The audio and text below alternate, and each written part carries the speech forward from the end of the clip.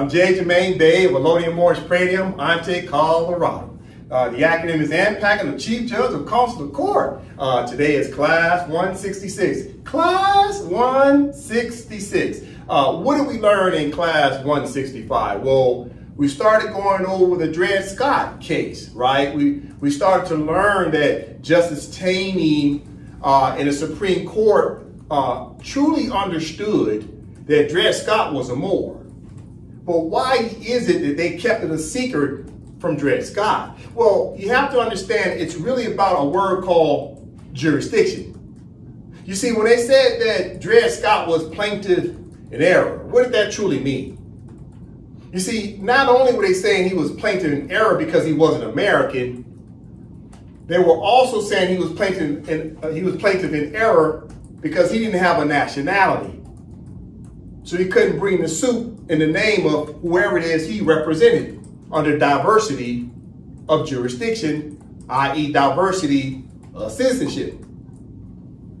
But since they understood that Dred Scott's claim in the Supreme Court, right, the docket, him being a plaintiff, right, the complainant, why didn't they just simply tell him that he's a Moor subject?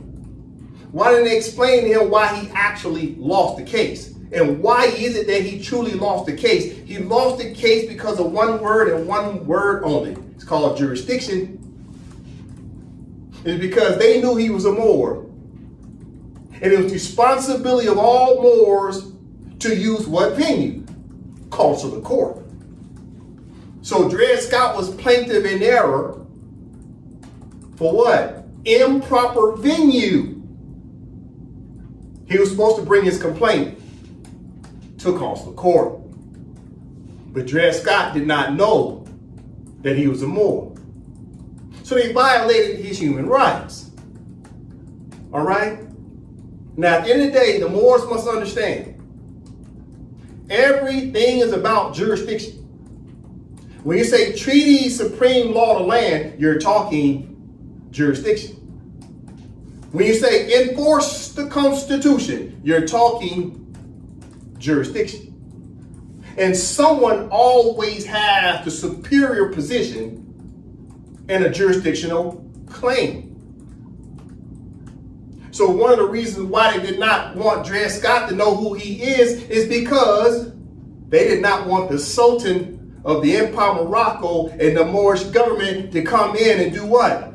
Invoke jurisdiction over the claim with Dred Scott, because Dred Scott was the plaintiff. And the Moorish government could have assisted Dred Scott as the plaintiff. So this Moors have to understand, not only did Dred Scott lose because he did not know his nationality, but let me say this. What if Dred Scott knew he was a Moor? What if Dred Scott had sent his complaint to the Supreme Court and said, hey, I'm a Moor. I'm a Moroccan, as a matter of fact. You think Judge Taney's decision would have been any different? No, it would have been worse. Why? Because that would have made Dred Scott, what?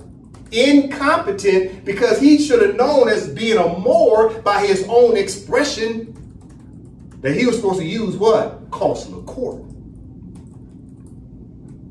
See, whether Dred Scott knew his nationality or not, he was still using the improper venue. This is what Moors got to understand, because Moors for years kept saying, oh, because he didn't know his nationality. Yes, that's half the battle. What was the other half? Even if he knew his nationality, he was still motioning, petitioning, and filing his complaint in the wrong court. You see, when there's a dispute between Moroccans and Americans, what's the proper court? It is consular court. It has absolute jurisdiction. It has original jurisdiction to settle any disputes, any controversies under diversity of jurisdiction between who? Moroccans and Americans. Now, in class 165, what else did we learn? We started reading over what? The Moroccan British Treaty of 1856. And we found out that Her Majesty of Great Britain needed the Sultan to get involved to stop the Moorish government from intervening and interfering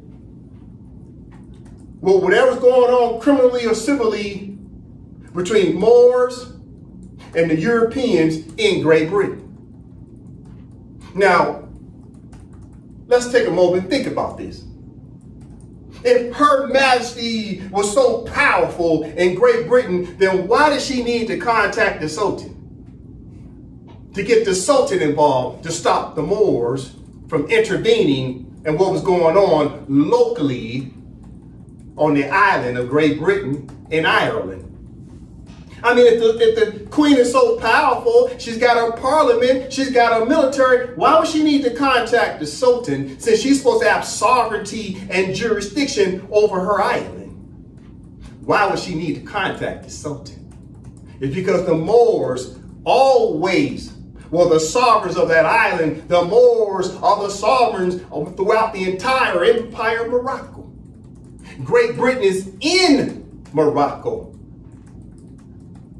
Therefore, Her Majesty had to contact the Sultan to get the Sultan to intervene, because all that territory belongs to the Empire of Morocco. And that's why she had to contact the Sultan. Because if she had absolute jurisdiction, she would have never needed to contact the Sultan. You see? Which means the office of the Sultan is so powerful that even Her Majesty had to contact the Sultan to get the Sultan's permission to do what? Naturalize the Moors, to turn the Moors into British subjects. You see, the office of the Sultan is so powerful that it even created the Civil War of the United States.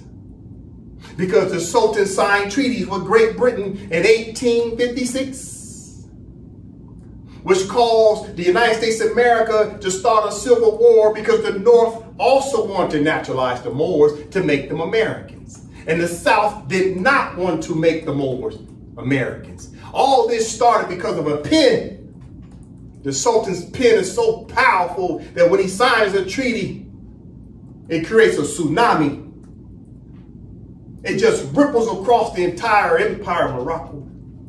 And all the European powers have to adhere to the same treaty language under what's commonly known as the most favored nation clause. Anytime the Sultan signs a treaty with one European country, all the other European countries have a right to use that same clause. And it started the Civil War. Now, the United States doesn't want to talk about this. They don't want to tell their citizens the reason why the Civil War started, because of treaties the Sultan was signing with Europeans, because the Sultan was so powerful. The Sultan has what? Jurisdiction over all these territories that the Europeans call their countries. And this is what the Moors have to take away from class 165, is all about the Sultan having jurisdiction over these European countries. And guess who was helping the Sultan to rule? It was the Moorish government. However, the Moorish government started to do what? Dissipate. The Moors were not governing anymore. Too busy having tribal warfare and separatism. We got away from our fiduciary responsibilities to represent the country. We forgot about patriotism. So the Sultan turned around and allowed the Europeans to naturalize the Moors. They went from being what? Slaves to citizens. Naturalization. What does naturalization mean? Adoption. All the Moors got adopted all throughout Europe, Great Britain, Ireland, all the continents. The Moors became adopted because we were not collecting the taxes and we were not paying taxes. Therefore, we became what? Worthless. We wasn't doing the job. And the Sultan let somebody else come in and do the job, starting in 1856 up until what? 1906. The signing of the Act of Algeciras, April 7, 1906. Now do the math.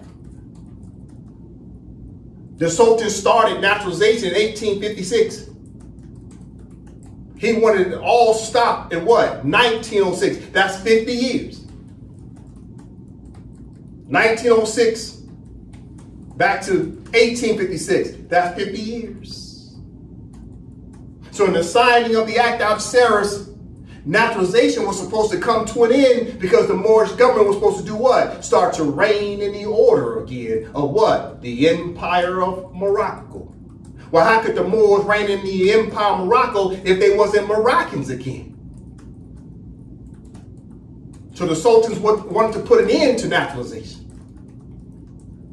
So don't blame the sultans for allowing the Moors to be naturalized. He had to let us feel it first. He say, y'all ain't doing your job. I'm gonna let these Europeans naturalize you. But now that you have a taste of it, now it's time to come home and choose between the entire submission to the laws of the empire and stop your flip-flopping. Sometimes you want to come under the protection of the Sultan, and sometimes you want to run off and do your Taliban more thing. It doesn't work. Either you choose the entire submission to the laws of the empire and recognize His Majesty Sultan, or you stay or behind over there with the Europeans as a naturalized Moor and abide by the civil and criminal laws of your foster mother's jurisdiction. It's all about jurisdiction. If you want to come under protection in Empire Morocco, then you must choose the jurisdiction by complete allegiance to the Empire Morocco. And this is what happened with Dred Scott. He just was unaware that he was a Moor, or else he would have tried his best to pledge his allegiance back to the Sultan. But he just didn't know. Now, spoiler alert, today we'll talk about Taj Tariq Bay. Today we'll talk about Letitia James. Who is Letitia James? She's assistant, United States Assistant Attorney of New York, Southern District. We'll talk about Marilyn Mosley, who was what? State Attorney for who? Baltimore. We'll talk about Fannie Willis, District Attorney for Fulton County, Georgia. We'll talk about Taj, Letitia James, Marilyn Mosley, Fannie Willis, and we'll tie all that into who? Dred Scott. Because all these people are still Dred Scott until this very day. Taj Tariq Bay is still Dred Scott. I'll prove that today. And this is why the Moors have been losing for over 100 years, because we never pledged our allegiance back to the Empire of Morocco to be recognized as Moroccans again. We never came under the protections of our own biological mother. We never came under protections of our own political father, which is the Sultan, because we did not pledge allegiance. Therefore, we did what? We ignored the jurisdiction of the empire. You cannot claim to come under the jurisdiction of Empire of Morocco until the Empire of Morocco recognizes you. But it starts with you recognizing her first. Who's the her? The Empire of Morocco. It's female in character. All countries are female in character because it's a birth of a nation. The flag symbolizes a woman. It's the birth of a nation. The flag represents females. It's the birth of a nation. That's what happens. Every generation is the birth of a new nation to maintain that same flag under a family reunion. And this is what the Moors failed at. We never pledged our allegiance back to our mother and our political father. All right, so let's talk about that today. Let's get to the class. All right, okay. As the Moors know, I always open up the Constitution. The Constitution is paramount. What do we have up here? This is the Constitution for the Empire of Morocco. That is the country name. It's not a tribal name. It's not a private corporation. It's not a privatized charter. It's not a temple. It is the country. That is the name on the treaties. Therefore, it's what you call the high contracting party on the treaty. Therefore, your constitution must match the same name that's on the treaty if you want to enforce said treaty. Under what? The Real ID Act. What's the Real ID? What's the identification of the treaty and compare it to the name of the Constitution? The Moors had 1,000 different names, and none of them matched up with the name that was on the treaty. This is shameful, but just too easy. Listen, so the Constitution for the Empire of Morocco, it was signed by the Sultan on June 3rd, 2024. It put into full force and effect after what? After the internal states governors, as well as the legislators, which was the Speaker of the House, the legislative branch of women, because all of our legislative branch in the Empire of Morocco are nothing but women. So the women signed it, the governor signed it, and then the Sultan signed it last as head of state, giving it the full weight of state on what date? June 3rd, 2024. It's a very important date in history where your Moroccan nationality became what? Absolute and with effect. And no longer what? Obsolete without effect. The Sultan put it back in effect along with the legislative branch. You see? Listen. Now, internally speaking, just like in any countries, most countries internally have internal states or they have internal provinces, right? So AMPAC, as an example, right, the acronym AMPAC, the Constitution of Allodium Moorish Praetium Ante Colorado, is an internal constitution that comes under the protections of who? Our mother, the Empire of Morocco, and our political father, which is the Sultan, along with the three branches of government. So this is an internal constitution for a defined territory. And all the Moors will need their own constitution for each of the individual internal territories. However, the Empire of Morocco has already created, listen, the mother and the political father, along with the three branches of government, already created internal constitutions that all the Moors have to do is just fill in the blanks. You don't have to worry about writing it because we're all in this together. We're one team. One team, one jersey, one flag, one nationality, one people. Therefore, all of our internal constitution will have 99.9% of the same language. That way we can govern what? Equally. Listen. All right, so that's the internal constitution for AMPAC. That's as an example. Okay, so once you have your internal constitution, it comes under the umbrella and protections of the Empire of Morocco, right? The Empire of Morocco is what? The external,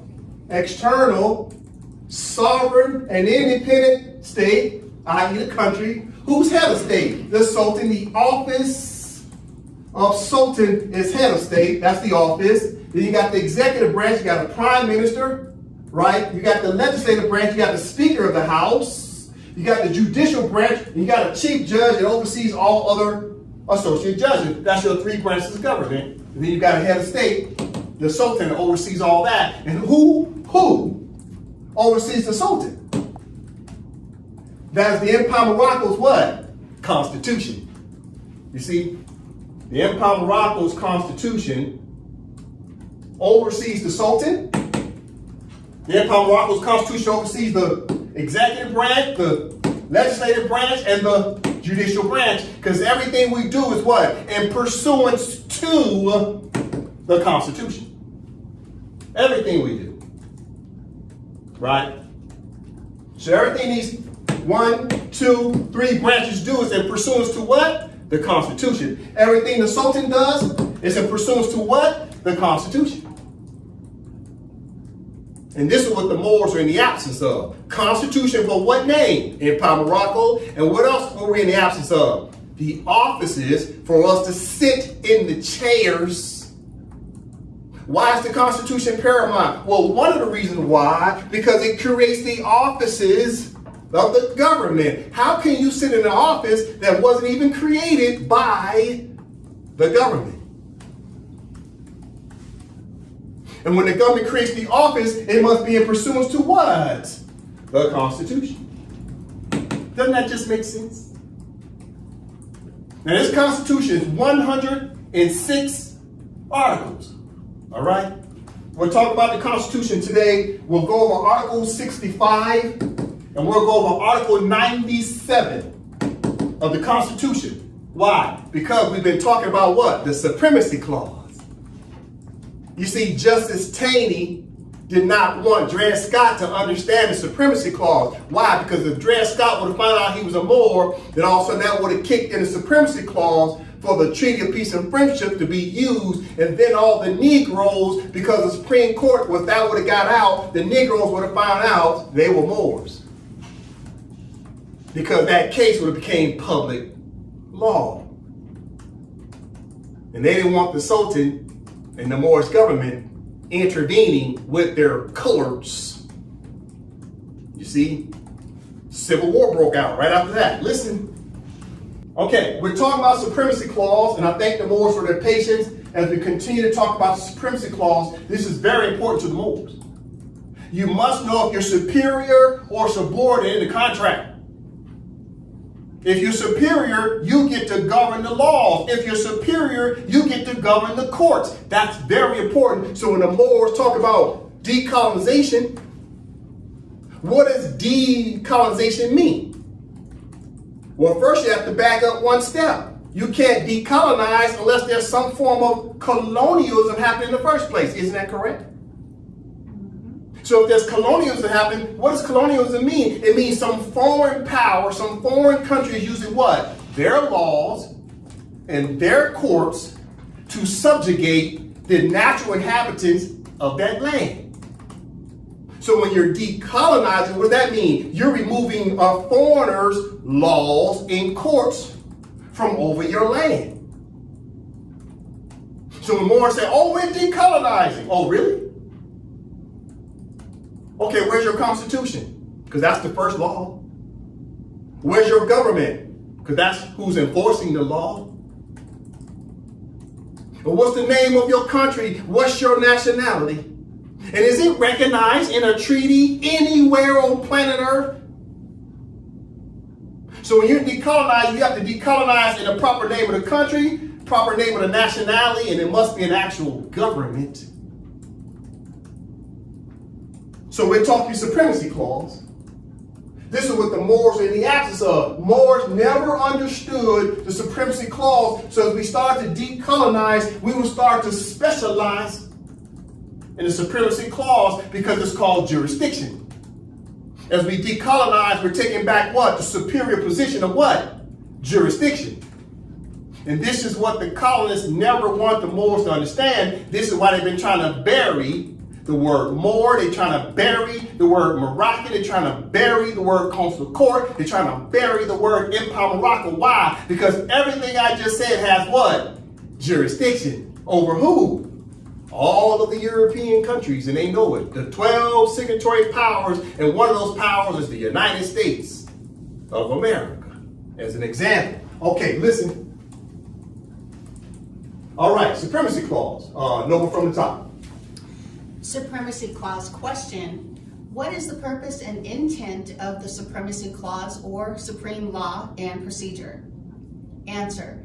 The Supremacy Clause or supreme law supersedes, overrules, or preempts inferior laws and inferior procedures. All right, from the beginning again. Supremacy Clause question. What is the purpose and intent of the Supremacy Clause or supreme law and procedure? Answer. Supremacy Clause or supreme law supersedes, overrules, or preempts inferior laws and inferior procedures. All right, so the Moors have been trying to enforce the Supreme clauses, i.e. supreme law, but the Moors the entire time were still Dred Scott. What do I mean? What is the quintessential definition of Dred Scott? It means any Moor who has not pledged their allegiance back to the Empire of Morocco. If you have not been recognized by the Empire of Morocco and its government as being Moroccan, then you're still Dred Scott. You're still Dred Scott. But what's the difference between Dred Scott and these Moors of the 21st century? The Moors in the 21st century know that they're Moors and still haven't pledged their allegiance. Whereas Dred Scott did not know he was a Moor, therefore he could not pledge allegiance because he was ignorant to the fact. But at the end of the day, Dred Scott was plaintiff in error, and guess who else is plaintiff in error? All of the Moors who have failed to pledge their allegiance to the Empire of Morocco has been trying to fight civil and criminal cases in the jurisdiction of their foster mother that's called the United States of America. Listen, so the Moors have to master Supremacy Clause. The only way to master Supremacy Clause, you have to choose between the entire submission to the laws of the empire to become supreme in the contract. What contract? A, the Constitution of the Empire of Morocco, that's a contract. And then there's treaties that you enforce from there. Right? Okay, let's talk Supremacy Clause. Let's have a little fun before we go too much deeper into our class today. Okay. Supremacy Clause. Let's talk poker. Supremacy Clause is like royal flush. Right? Ace high, royal flush. Right? Same suit. That's called a royal flush. Ace high. Ace, king, queen, jack, 10. Nothing's higher than that in poker. It's game over. Nothing's higher than that. However, what's the next best thing to a royal flush? Okay, listen. It's called a straight flush. You see that? Straight flush.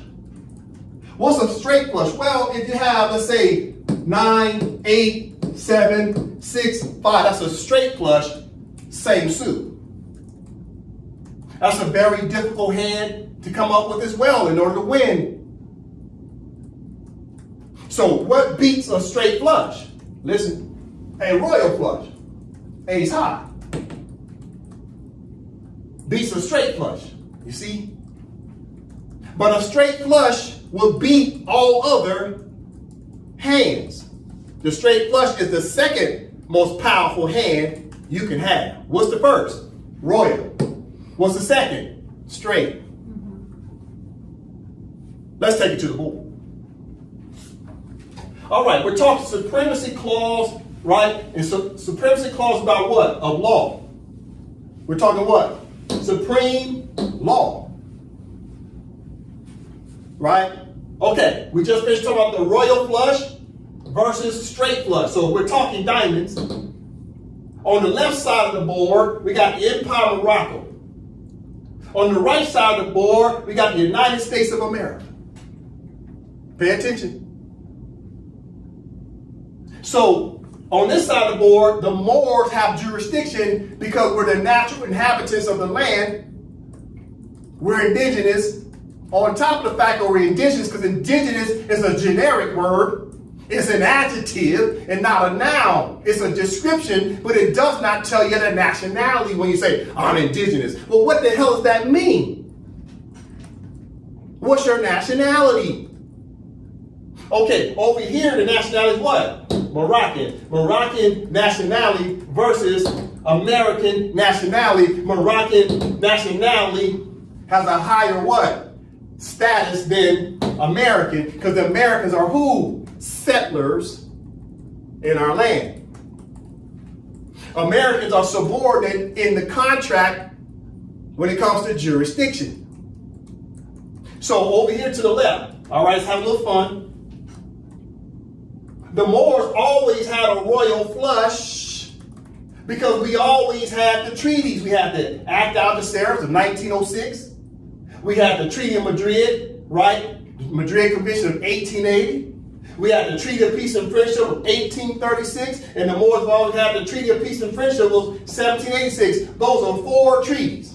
Powerful treaties, because treaty language is a supreme law of the land, right? Correct. So, but guess what? Let's look on the right side of the board. Here's the United States. They're working with a straight flush. I'm going to make sense of this. Be patient. The United States themselves are also signatory powers to the same treaty. So they got the Act Algeciras, and the Empire has the Act Algeciras. The United States has the Madrid Convention. The Empire has the Madrid Convention. The United States of America has the Treaty of Peace and Friendship of 1836. The Empire has the Treaty of Peace and Friendship of 1836. The United States of America has the Treaty of Peace and Friendship 1786. The Empire has the Treaty of Peace and Friendship 1786. What makes the distinction between these two? Well, it comes down A, nationality, Moroccan versus American, because of the Moroccan-American treaty. But check it out. The United States have been absolutely destroying the Moors and crushing the Moors with a straight flush 9, 8, 7, 6, 5 straight of diamond. How? This is how, because they've always had a constitution. They've been maintaining their three branches of government for 250 years. Since 1776, they've been trying to put together governments and maintain the governments the whole time, 250 years. Because of their constitutions. Don't get me wrong, they've had 3 constitutions. Right, they had the Continental Congress, right, Constitution of 1781. Then they turn around and did what? Created the United States of America Constitution, 1789. Then their third constitution, what? Constitution of the United States, 1871. They've had 3 constitutions, but yet they've been maintaining governments the whole time. So that constitution has been a straight flush because they maintain their governments, and their governments are the ones maintaining the treaties. And this treaty, supreme law of the land. And within the treaties, it allowed Moors to be naturalized. It allowed the United States to have jurisdiction over Moors who were still adopted and naturalized as a straight flush. But the United States of America and the United States always knew that the Empire of Morocco had the royal flush status. But what's the problem? The Moors were not governing, and after 1956, the Sultan, the Empire of Morocco, the Moorish government, and consular court went into a shallow grave in 1956. So what happened? Okay, watch this. If this is the royal flush, ace, king, queen, jack, 10, all 5 in a row, but if you turn around and you remove the Constitution, which is the government itself, you get rid of the Sultan, you get rid of the Moorish government, you get rid of the consular court. Is that still a royal flush? No. Why? Because you're in the absence, right? In A. You're in the absence is in A, not applicable. Because you only got 4. 1, 2, 3, 4. You need 5 to have a royal flush. So the Moors kept saying, oh, let's talk about Treaty of Peace and Friendship. Okay, sounds good. Where's your constitution and government for, what's the name of the country? Empire of Morocco. Where was the Sultan? Sultan is head of state. So you're in the absence of Sultan, in the absence of 3 branches of government, using the absence of consular court, but you're still talking about Treaty of Peace and Friendship, talking as if you were sovereign in the contract, but you're missing the most important element, which is the government and constitution itself. And you had all kind of, yeah, we got the Zodiac Constitution. Shut the hell up. Does it say Zodiac on the Treaty of Peace and Friendship? No. Is Zodiac Constitution? So you're saying Zodiac is a country? And so therefore, if it's Zodiac, it's the Republic of Zodiac. Does that mean Zodiac is your nationality? Since the name of the country is Zodiac? The foolishness. NA, Zodiac Constitution, not applicable. Then they said, what? Oh, we got the divine constitution. That's for a temple, a church. You don't know the difference between private law and public law. Countries have constitution and churches have constitution. You know who got a constitution? The Marriott Hotel. And they got a flag. And they're a corporation as well. You know who also got a flag? Indy 500. They like to run around the racetrack. You seen their flag? So Indy 500, is that a nationality? Because they got a flag? Is nationality Marriott because Marriott Hotel got a flag? Oh, but no, you kept saying, we're going to use the Kingdom of Morocco's flag. Yeah, that's for the Kingdom of Morocco and its citizens, that the Moors themselves never filled out an application to be recognized as a citizen of the Kingdom of Morocco after 1956. Everything's been NA. We did not have a royal flush because we're talking treaties.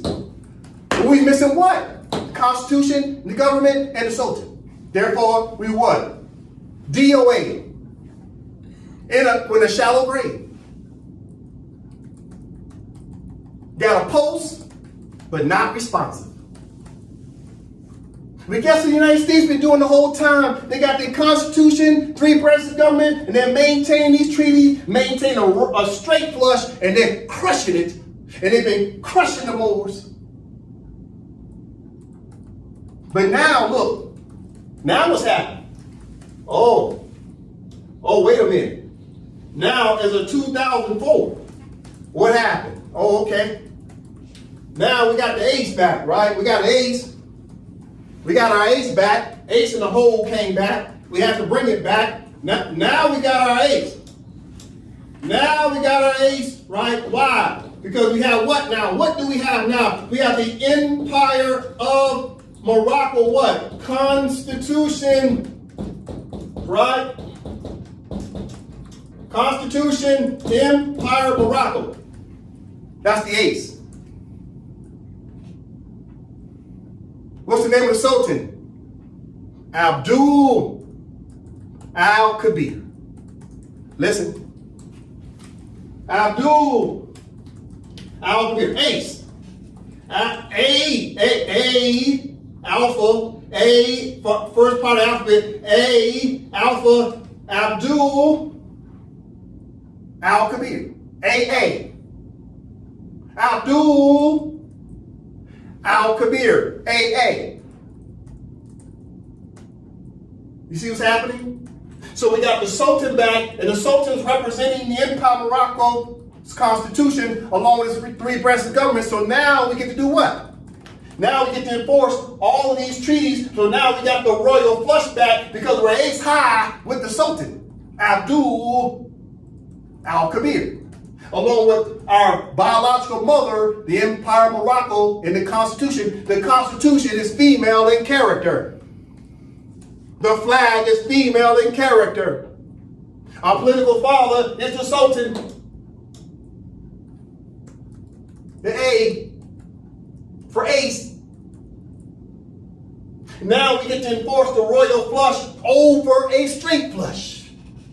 And this is why they did not want Dred Scott to find out anything about this side of the equation, because Dred Scott could have invoked consular court. And consular court has subject matter jurisdiction over the Americans. You see, the entire time, the United States of America never wanted the Moors to find out they were Moors again. Because we're talking jurisdiction, we're talking royal flush versus straight flush. Listen. So what do we have up here? Number 1, Moroccan Empire Morocco Constitution, right? That's the ace. Number 2, Moroccan Act Algeciras, 1906. That's the king. Number 3, Moroccan Madrid Convention of 1880. That's the queen. Number 4, Moroccan Treaty of Peace and Friendship of 1836. That's the jack. Number 5, Moroccan Treaty of Peace and Friendship of 1786. That's the 10. But what's the common denominator here? Moroccan, Moroccan, Moroccan, Moroccan, Moroccan. Did it say Moorish American? No. Did it say Wichita? No. Did it say Cherokee? No. Did it say Usars? No. Did it say Tempo? No. It's Moroccan. Moroccan's a nationality, not Moorish American. This is our problem right here. We can't even settle on our own nationality. And Noble Drew Ali said we're descendants of who? Moroccans. And after that, what they do? They assassinated him. Who assassinated Noble Drew Ali the Moroccan? Who assassinated him? Moorish Americans. Don't get me started. Listen. We're still talking Supremacy Clause. We're still talking Supremacy Clause. Everybody been fighting as a freedom fighter. Everybody want to be a freedom fighter. What's the problem? Okay, who do we have up here? Because we're going to get deep today.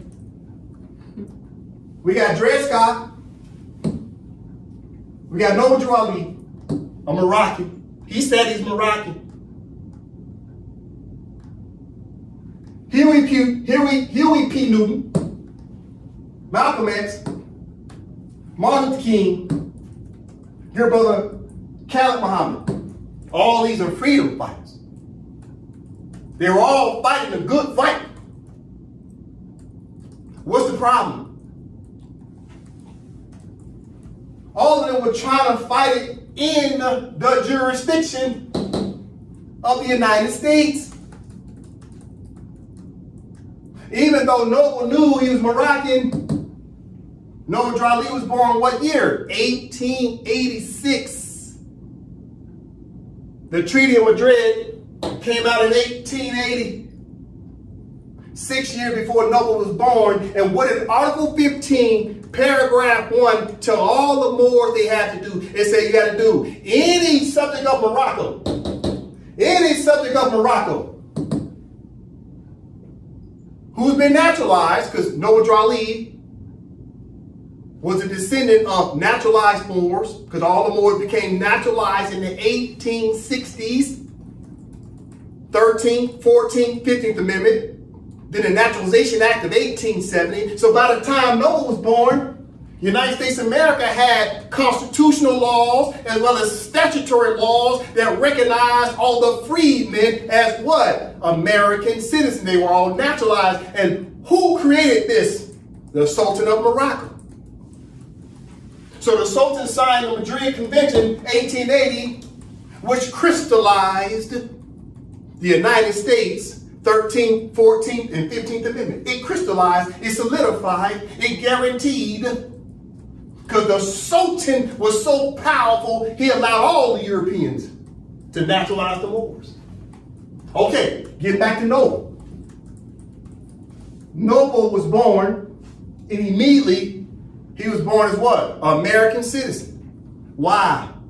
Because of constitutional laws of the United States and because of all treaties made, or which shall be made, shall be the what? Supreme law of the land. So Noble was born right into naturalization to become a what? Adopted American.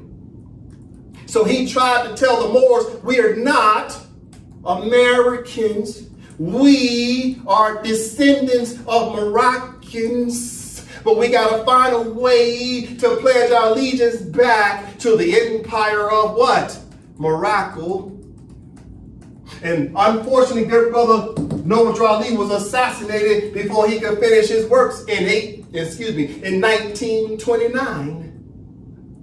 So he started in 1913, assassinated in 1929 before he could finish his works. What type of works? Getting the Moors to repatriate back to being what? Moroccans. So since he did not pledge his allegiance to the Empire Morocco to come under the protections of His Majesty the Sultan and the Moorish government, then that means he was still trying to fight the good fight. Where? Under the umbrella of the jurisdiction of the United States. Because Noble, unfortunately, didn't have an opportunity to pledge allegiance to the Sultan of the Empire Morocco. So all these good brothers was fighting the good fight, but they were fighting as naturalized Americans instead of coming under protection to fight the good fight under the jurisdiction of the Empire Morocco with the protections of the Sultan and the Moorish government as what nationality? Moroccan. None of them became recognized as Moroccans by His Majesty the Sultan and the Empire Morocco. What's my point? This is why the United States had the jurisdiction to have them assassinated. None of them had qualified immunities. We put them all in high positions to represent our community, but they did not have qualified immunity because they were not recognized as Moroccans again. Every last one of them were Moor subjects according to treaties. They had to come and pledge their allegiance to the Empire of Morocco, but evidently they just wasn't aware. But Noble knew. Then why didn't everybody else know outside of Dred Scott? Because his thing went down in 1857. He died in 1858. What's my point? We've all been trying to fight as freedom fighters, but we can't fight over here in the United States jurisdiction because they got what? A straight flush. They're powerful. They're strong under their jurisdiction. You cannot defeat them while you're still in the matrix of the United States, still as a naturalized American citizen. All these good brothers have to pledge their allegiance to the Empire of Morocco to come under the royal flush of the Sultan and the Constitution of Empire of Morocco and all these treaties. Because the United States is using these same treaties here that are over here.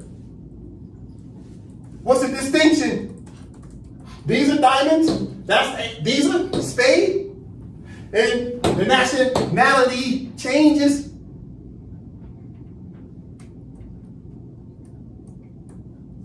You want to be a freedom fighter, then you cannot be stuck in what's commonly known as the woke status. Oh, we conscious out here. Really? Have you pledged your allegiance to the Empire of Morocco? No? Okay, then you are still in what they call your stupor.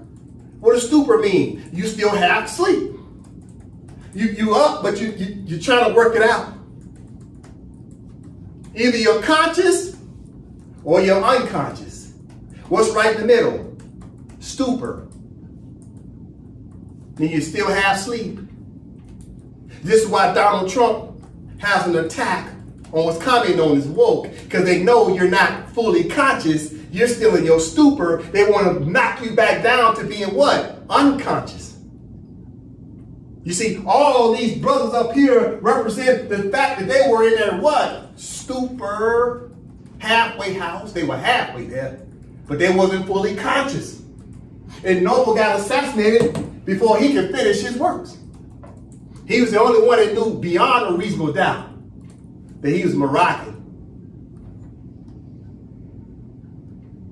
Listen, we're going to go deeper today. We're talking about supreme law. Okay. All right. The Moors know I've been going over what's commonly known as the legal arguments of the Supremacy Clause. You must have a proper legal argument. You must have a proper legal argument. You see that? You must have a proper legal argument. And the closer you get to Supremacy Clause arguments, the stronger your argument becomes.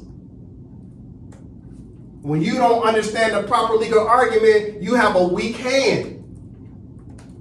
Your arguments must be always embodied in what's commonly known as Supremacy Clause language. Right? So you got the United States in the middle. See that? USA. They're surrounded.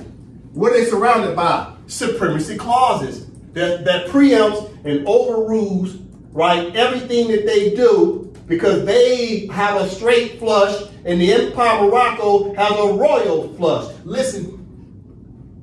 So these are four instruments, right?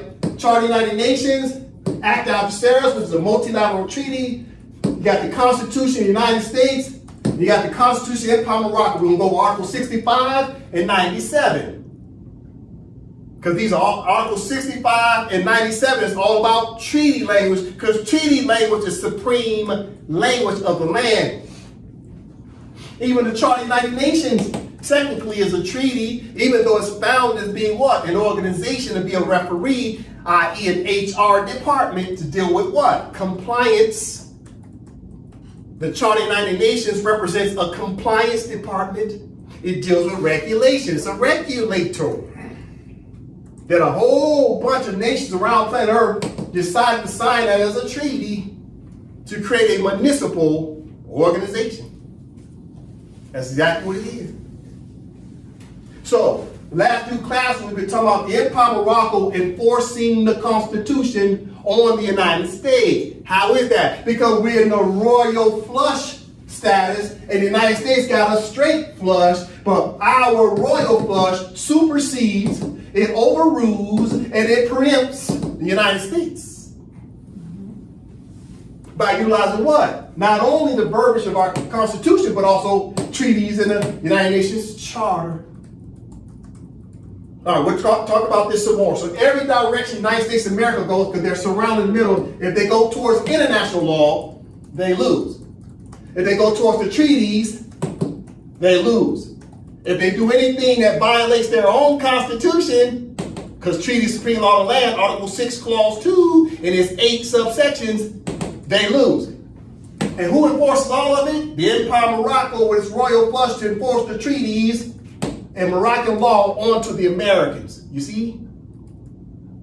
So no matter which direction they go, international law, treaties, or constitutional laws, they lose. Just that simple. Listen.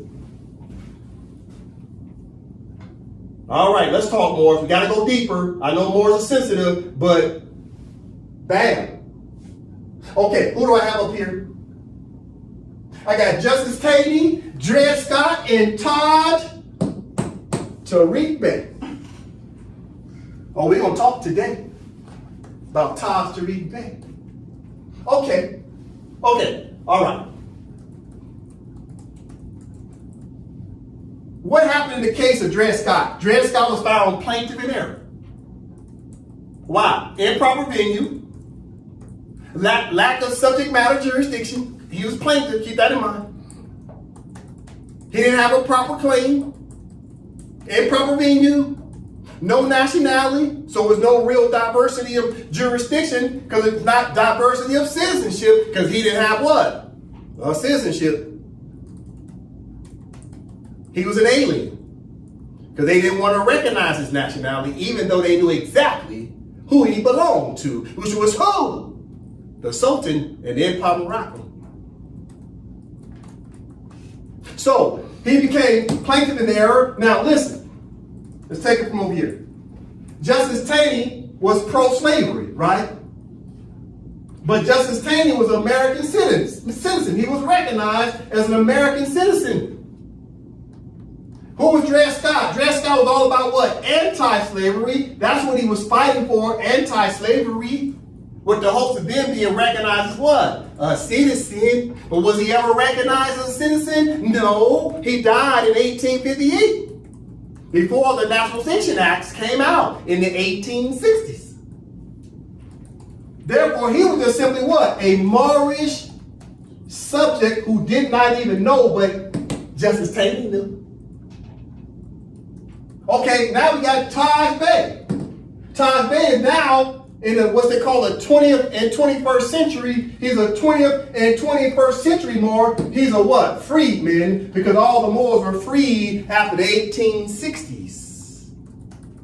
And as soon as they were freed, what happened almost instantaneously? They were what? Adopted.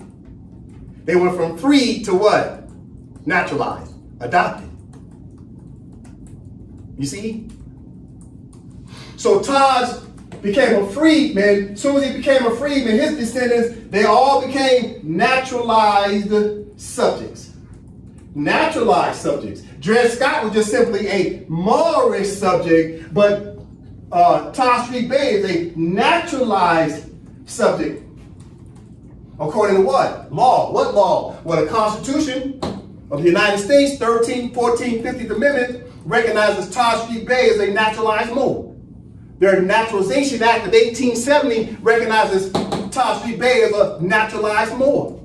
And then the Sultan of the Empire of Morocco turned around and signed Treaty Madrid, Article 15, paragraph 1 and 2, also recognized Taj Tariq Bay as what? A naturalized Moor, but he gave Taj Tariq Bay instructions to say, if you don't want to be naturalized anymore, Taj, what do you have to do? You what? First have to recognize you're what? Naturalized. Because Article 15, paragraph 1 says what? Any subject of Morocco who's been what? Naturalized in a foreign country's jurisdiction has to do what? Shall return to Morocco's jurisdiction and do what? Choose between the entire submission to the laws of the empire. Did Taj Tariq Bay do that? No. You know what he did? He set up a round table called a temple. He set up Army made publications and sold packages. He never followed the instructions of the treaties, but yet Moors keep saying treaties, supreme law of the land, and the Moors themselves aren't following the instructions. Listen. So Dred Scott was found plaintiff in error. Guess who else was found plaintiff in error? Taj Tariq Bay. Why? Because every case he fought, he got what? He got his keister kicked. Now, more specifically, Taj had a case in the year 2005 in the federal courts. Taj Tariq Bay versus New Jersey. But he was fighting on a corporation name called Moore Science Temple Round Table Incorporated. And guess what the case said? The case final result was what? The judge turned around and did what? Dismissed the case. Dismissed the case. Why? Because they found Taj, who was plaintiff, as what? Plaintiff in error. Why? Because Taj himself was saying he was a Moor. So guess what court was Taj supposed to submit his complaint to? Consular court. Therefore, immediately he was plaintiff in error even before he started his legal argument. They say, didn't you say you're supposed to challenge jurisdiction in court first, Taj? They said, yeah.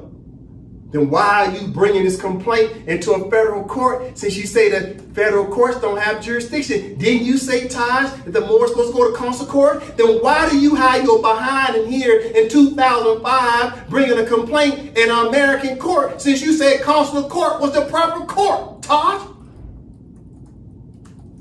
And this is why they found him plaintiff in error. Now listen.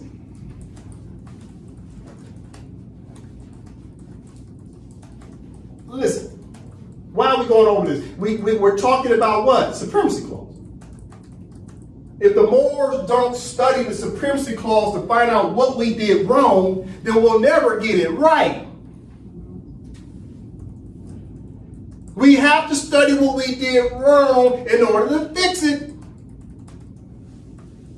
Sometimes you got to remove all the clutter out of the garage and bring it back one piece at a time to arrange it properly. Sometimes the garage just gets away from you.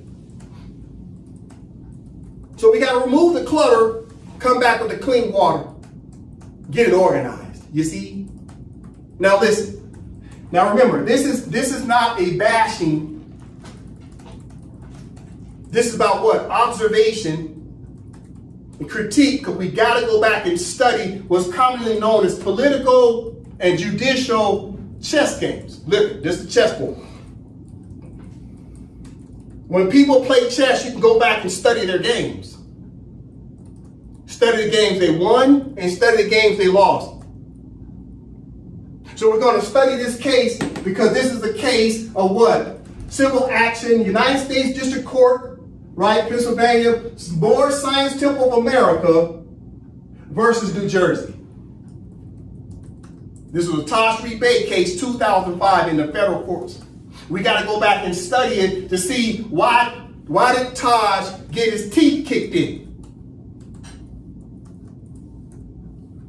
He lost horribly. And the courts, just to let everybody know, the courts literally laughed at Taj. They laughed him out the room. This is embarrassing. They humiliated him.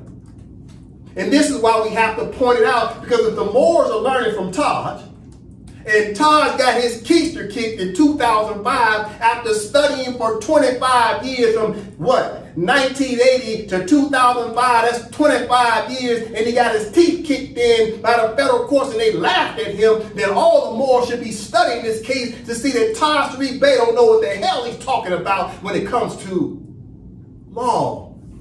Especially from a Moorish perspective, because Taj was found plaintiff in error, just like who? Dred Scott.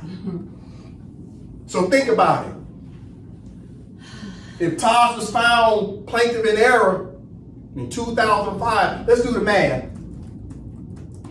Dred Scott was found plaintiff in error, what? 1957. Taj is found plaintiff in error as a Moor, 2005. How many years is that? 148 years, and nothing's changed amongst the Moors.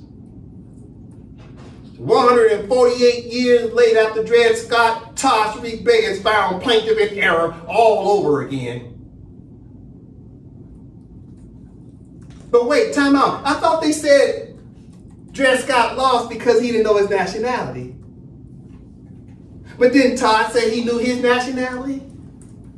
Then why was he found plaintiff in error then? We're going to talk about it. I'm pointing this out because I'm talking Supremacy Clause. We're talking what? Superior party, subordinate party. Who's subordinate in the contract? The Americans. Taj keeps saying he's American. That's why he lost, because he's saying he's American instead of saying he's Moroccan. Immediately he was subordinate in the contract.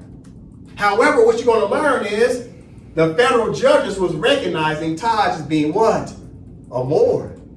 They clearly told Taj, oh, you're Moor? Okay, we'll say you're Moor.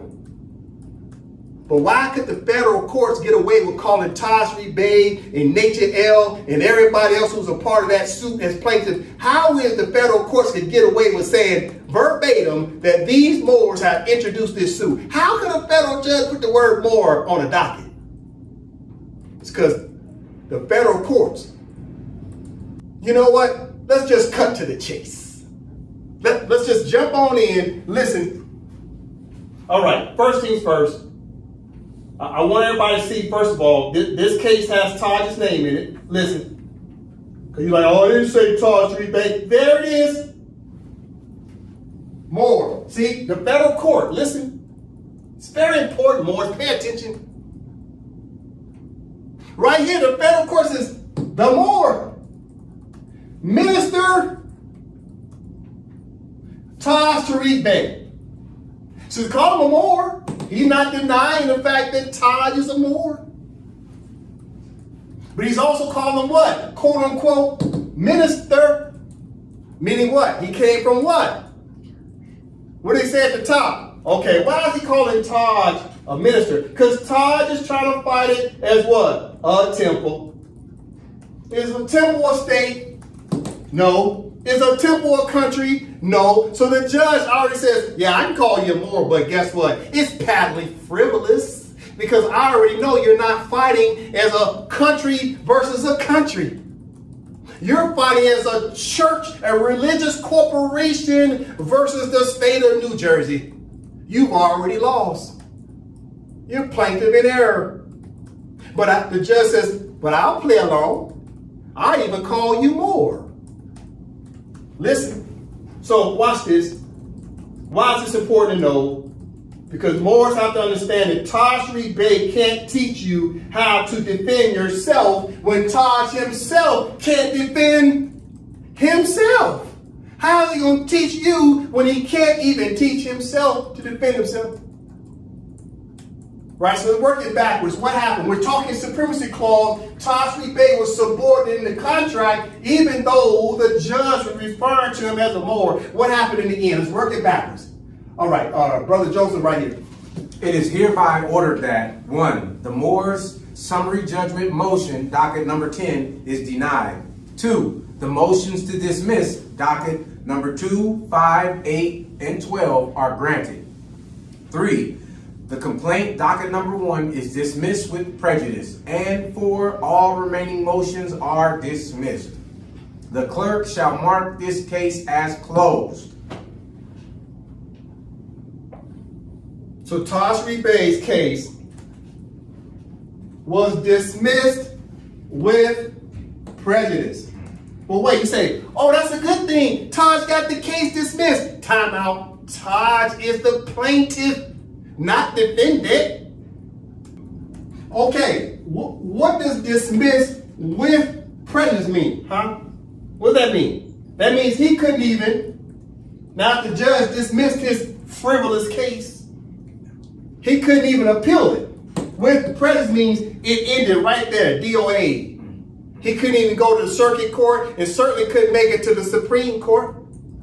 Now keep this in mind, even Dred Scott's case made it to the Supreme Court, and Taj Tariq Bay's case didn't even make it out of the district court.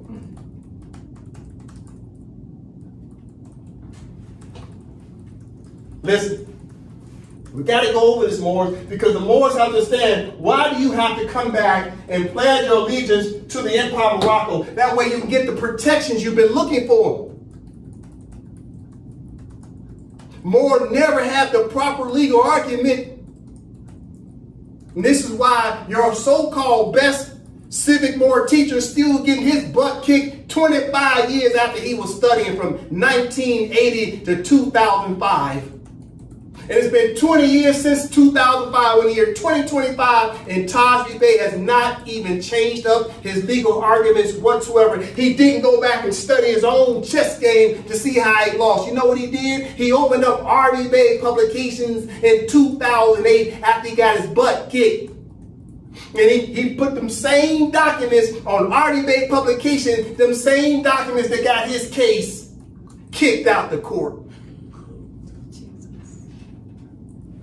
That's the definition of what? When you're doing something over and over again, expect a different result. That's called what? Insanity. Listen, Brother Joseph, read this. Additionally, the Moors motion for summary judgment is denied inasmuch as it is not only appears without merit, but because the language contained therein is unfocused and unintelligible. Finally, because the complaint appears both frivolously, unintelligible, and without merit, this entire matter is dismissed with prejudice, pursuant to case law. So let's point out the first thing. What did the federal court refer to Taj as? A Moor. You see it? It says right here. Additionally, the Moors. Because keep in mind, this was Nation L. All these Moorish Americans. So he called Taj a Moor. He called him and Nation L Moors. See that? How was the federal court could get away with saying, yeah, Taj, yeah, you're a Moor. Nation L, yeah, you're a Moor. All you Moor Avengers, yeah, you're Moors.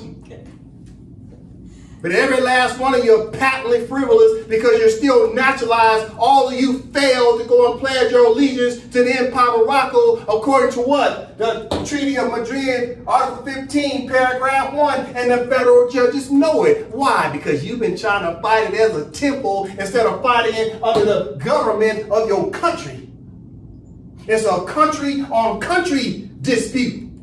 It's a country on country, what? Diversity of jurisdiction. It's a country on country diversity of nationality. It's not a temple versus New Jersey. Taj lost before he even started.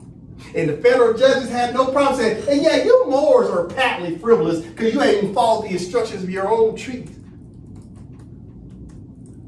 You see, as soon as Taj Tariq Bay introduced his complaint to the federal court, they knew he was in the absence of what? Let's do it. Watch this. Taj came in, oh, it's about the Treaty of Peace and Friendship and all these treaties. And the federal court said, yeah, but you're missing, because you claiming you got a royal flush. And you know what, Mr. Taj Tariq Bay and Nature Eel and all the Moor Avengers, you what? You're in the absence of a government, you're what? NA, not applicable, because you are in the absence of who? The Sultan. Where's the Sultan, Taj Tariq Bay? Who was the Sultan in 2005 for the Moors, Taj Tariq Bay? Huh? Who was the Speaker of the Legislative Branch in 2005, Taj Tariq Bay? Who was the Chief Judge of Consular Court in 2005, Taj Tariq Bay? Now, when I mention these government names, they must be sitting in the office of the Zodiac Constitution. Because they certainly weren't going to be the officials of the Empire Morocco, since they call their constitution Zodiac. Or they got the divine constitution. How you going to have a divine constitution when they already said temples are not countries? And guess what? The Moor Science Temple don't have 3 branches of government. Huh? Where's the Sultan? Right? The 101 for the Moorish Americans, question 34 says what? Who is our ruler of Morocco? It says what? The Sultan. Okay, Taj, where was the Sultan in 2005? For these people that call their nationality Moorish American, where was the Sultan? There was no Sultan. No government. You got to see what's happening, Moors. I got to expose this because you have to see the flaws. You've been subordinate in the contract. You've allowed the United States to maintain a straight flush, even though they never had the royal flush. But since everything you've been saying is NA, not applicable, you never, ever had a chance because you're missing a huge element of the game. You've been in the absence of the Sultan. You've been in the absence of the Constitution of what country? Empire Morocco. And you didn't follow the instructions of the treaties. So everything's been NA, not applicable. Everything's been patently frivolous because you can't enforce treaties. Only the government of the Empire Morocco can enforce treaties. Listen. So I've shown you that the federal judge is saying that Taj is a Moor, and Nation L, and all the Moor Avengers are Moors. And then the judge turns around and says, you know what? I'm just going to dismiss this case. It's dismissal for what? Frivolity. Frivolity, Taj? What does frivolity mean? Okay, listen. I don't know why Taj didn't show y'all this case, but he should have. Okay, no. Frivolity is a noun. 1, lack of seriousness, lightheartedness. Again. Frivolity is a noun. 1, lack of seriousness, lightheartedness. Hold up, let's look at some synonyms. Okay, hold up. This is what they said to Taj. They laughed in his face after they kicked his teeth in. Okay, Nova. Similar and opposite words, noun. 1, lack of seriousness, lightheartedness is lightheartedness, levity, joking, jocularity, gaiety, and fun. Frivolousness, silliness, and foolishness. So in other words, as the plaintiff, the judge said everything he introduced was foolishness. And this is why I always say everything the Moorish Americans are doing is what? Foolishness. Because even the federal court said it. Under a word called frivolity. That word's in the case. Why? Why did the judge say everything Todd said was about foolishness? Because he had no royal flush. He never followed the instructions. I'm going to keep saying this over and over again. Listen. So Taj Tariq Bay was found plaintiff in error, and all the Moor Avengers were all found plaintiff in error because they were a part of the same case as plaintiffs, plural, the Moor Avengers. Got their teeth kicked in 2005. Started RDA publications in 2008 and sold them same losing packages to the Moors. And guess what happened next with the Moors? Listen.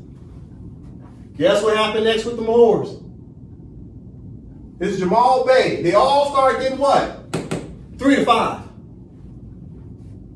Jamal Bay is trying to do what? He's trying to enforce the treaties just like Taj and the other Moor benches who got their keister kicked. And Jamal Bay is following the same path because he got the same documents from Marvin Bay Publication, which is nothing but an e-commerce, what? YouTube channel and website, e-commerce, selling these fictitious and patently frivolous packages that even got Jamal 3 to 5. Isn't this enough proof in itself to the Moorish Americans that something is missing in your calculations? How about you read question 34 of your own 101s, and it says, who's our ruler? It said, who? The Sultan. Okay, where is he? Up here. For Moorish Americans, don't exist. Therefore, your legal argument doesn't exist. It's patently frivolous, arbitrary, and capricious. Therefore, it's dismissed. So Jamal he was defended. Guess what? Defended in error. Because everything he tried to enforce on this side of the equation, he couldn't do it because he never what? Followed the instructions of the Treaty of Madrid. Article 15, paragraph 1 is a Moor subject who's been naturalized, and he's supposed to do what? Pledge allegiance to the Empire of Morocco. He didn't do it. NA, not applicable. They threw it all out. Found him guilty. 3 to 5. And when he gets done with his 3 to 5, he got 4 more years probation on top of that. Following who? Okay. Following who? Okay. Taj Tariq Bay. Now, look at this. Now, I'm talking supremacy law. Listen, I'm talking supremacy law right now. Supremacy versus what? Subordinate. Because as we start to decolonize, you have to pledge allegiance to who? Okay, listen. Who you got to pledge allegiance to? The Empire of Morocco, right? Because the Empire of Morocco represents what? The Constitution, and the Constitution is paramount. So you need an ace, and the ace is what? The Empire of Morocco's what? Constitution, right? Constitution. In order to have a royal flush, you need all 5 cards, not 4.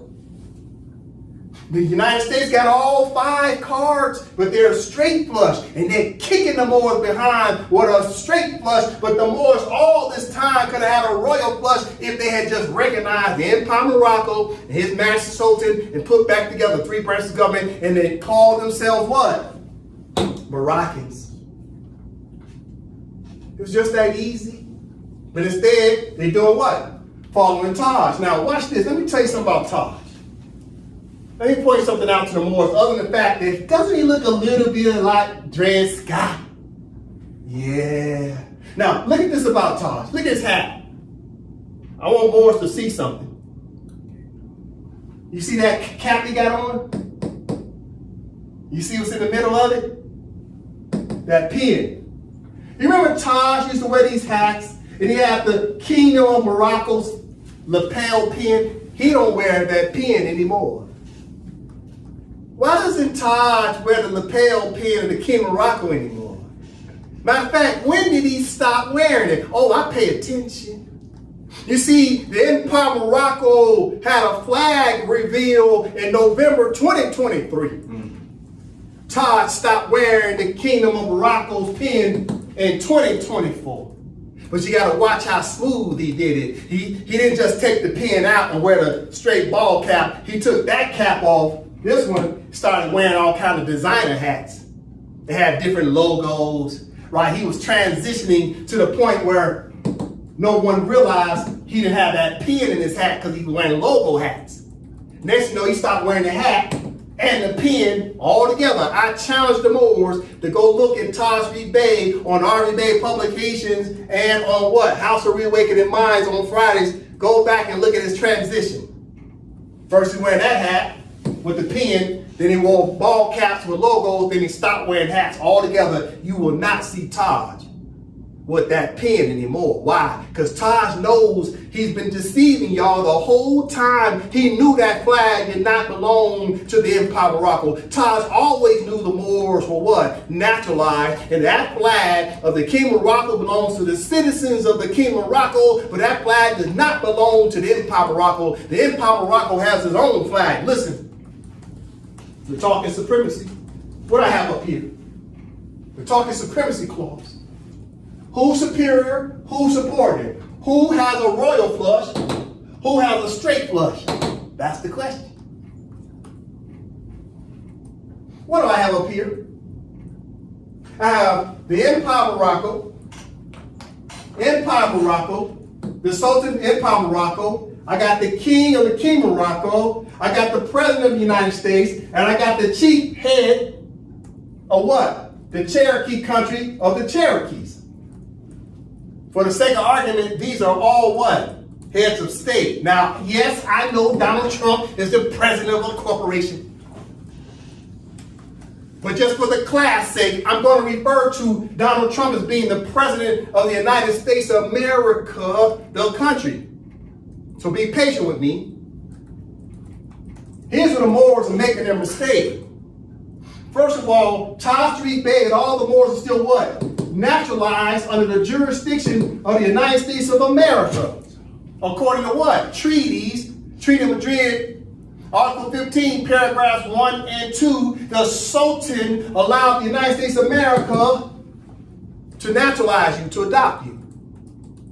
However, the Moors always have a right to do what? Pledge allegiance to a different sovereign.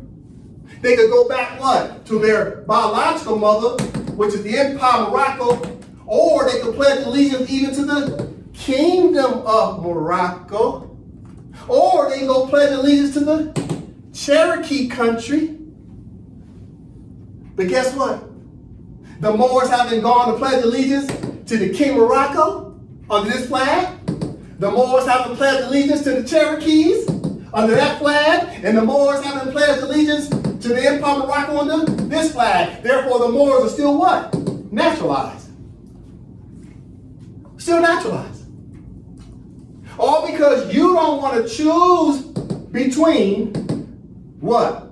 The entire submission to the laws of the empire as what? Moroccans. You see that? Oh no, you want to be American. Okay, Moors, you want to be Americans, and that means you're going to continue to be the redhead stepchild because you were adopted under the Naturalization Act. And the Sultan signed the contract. The Sultan signed the contract. So these are your choices as black people. So Negroes, blacks, and coloreds. Everybody call themselves African American, Moorish American, Hebrew Israelite. Here's your choices right here. There's only 4 choices. Either you're going to remain naturalized according to the treaties, or you're going to pledge your allegiance to some Indian countries such as the Cherokees, or you're going to go pledge your allegiance to the Kingdom of Morocco, or you're going to pledge your allegiance to the Empire of Morocco according to the instructions of your treaties. But you see, the Moors want to create some hybrid. They want to create all kind of tribal names and temple names, and it ain't got nothing to do with countries. These are countries. You have to pledge allegiance to a country. So if you're sick and tired of the so-called white man, then my question to you is, who have you pledged your allegiance to? Have you pledged your allegiance to Moroccan? Moor? That's a Moor who's Sultan since 2024. You gonna pledge allegiance to the King of Morocco? Arab Moroccans? You gonna pledge allegiance to that? Or you gonna go in and be Cherokee, etc. You gotta pick one. But you cannot remain in your foster mother's house trying to tell your political foster father what to do while you're still in their jurisdiction. Because they got a straight flush. They're going to crush you every time. They win every time in their jurisdiction. You trying to tell your foster mother and your foster father what to do in their house. And they already know you're supposed to go back to your own biological mother and political father's house. So you've been trying to fight the good fight as a freedom fighter with the colonists, and they got all the laws and advantages on their side. This is what's happening. They got a straight flush. They're going to crush you every day of the week until you pledge your allegiance to the Empire of Morocco and come under the protection of the Sultan and the Empire of Morocco. Listen, talking Supremacy Clause. So Taj Tariq Bay, Dred Scott was found plaintiff in error. Why? What's the number one reason why? Because neither one of them submitted their complaint as plaintiff to who? Consular court. But there was no consular court since 1956. There was a consular court when Dred Scott was around, but he didn't know.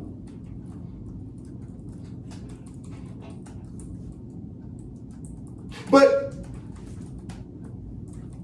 there hasn't been a consular court since 1956. So when Dred Scott or Taj Tariq Bay were plaintiff, they still had a responsibility to use consular court by any means necessary. So why didn't Taj Tariq Bay help the Moors create the government so they can set up what? Consular court. But consular court needed what? Listen, I'm talking Supremacy Clause. I'm talking royal flush. Listen, what do I have up here? You gotta pay attention more. Be patient with me. I'm building up.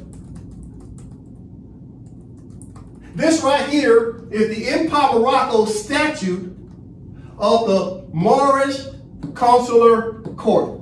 Statute. What does that mean? These are laws of the court. Statute means law. The legislators of the Empire of Morocco signed into law these Moroccan statutes to support what? The consular court. This right here is just a cover page. This is the seal. Empire of Morocco, Moorish Consular Court. That's the seal of consular court. Right here is 70 articles of laws that the Moors can use when they bring their complaint to consular court. Now you can motion consular court because we put the consular court back into what? Full force and effect. This is what Taj Tariq Bay was in the absence of. This is why he got his teeth kicked in, because he did not file his complaint with the consular court. Now the consular court has statutes, i.e. laws that the legislators pass into law, and the Sultan signed it, giving it the full weight of the state. Listen, what I have up here. Oh, it looks the same, but it's not. This is what? The rules. The rules. The last one was what? Statutes. This is the rules, i.e. the procedures of court. You gotta have a law and procedure, right? Rules of the Moorish Consular Court. See that? There's a seal. Empire of Morocco's name of the country. Rules of the Consular Court. That way, when the Moors petition Consular Court, we've got laws and there's what? Procedure. But who do you petition, Taj Tariq Bay? Who would you petition, Taj? Who would you send your complaint to? Oh, you send it to who? The registrar, which is like what? The clerk. The clerk of what? Court. The registrar is the clerk of court. So you will submit your complaint to the registrar of what? The consular court. You see the seal? The registrar, look at that. The registrar is like the clerk of court to the what? The Moorish Consular Court. You see that? So you got laws, procedure, and then a clerk. Now the Moors can submit their complaints to consular court. That way you're not found what? Plaintiff in error. Listen, there's Jamal Bay. Did he motion to consular court? No. So now he got 3 to 5 because he did what? He tried to fight it in what? American court. While saying he's a Moor. Okay, you're a Moor. Then, Jamal, why did you motion The Empire of Morocco's consular court. Oh, I forgot, because you ain't pledged your allegiance. Listen, in 2005, did Taj Tariq Bay motion consular court? No. Why? Oh, I forgot, because he hasn't pledged his allegiance.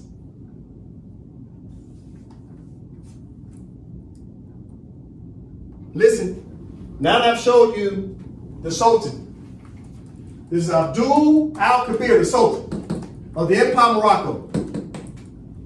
Of what? The Constitution. Listen, this is very important what I'm about to go. This is the Constitution for the Empire of Morocco. Now you're talking Supremacy Clause, because the Moors have to understand, okay, what rights do I have?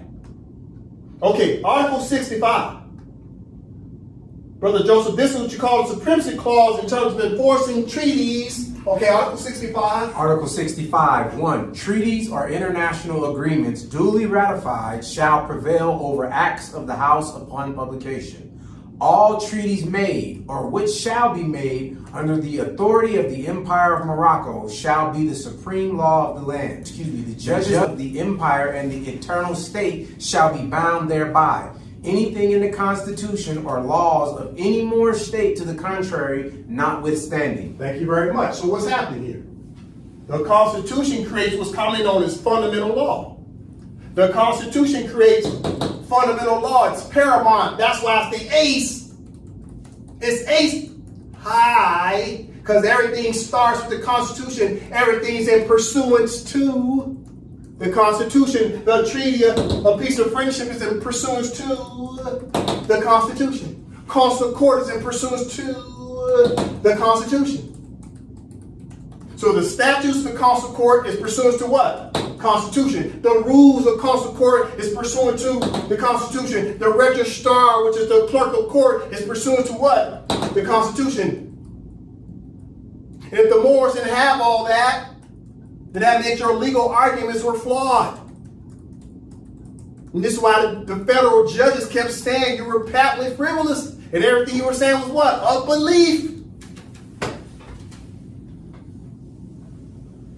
So Article 65 says what? The second sentence, all treaties made or which shall be made under the authority of the Empire of Morocco shall be the supreme law of the land. So Article 65 says treaty language, supreme law of the land. Okay, now let's go to Article 97. This is important for the Moors. You have to understand we have our own constitution now. Enforce the Constitution. Which Constitution? This Constitution right here of the United States of your foster mother?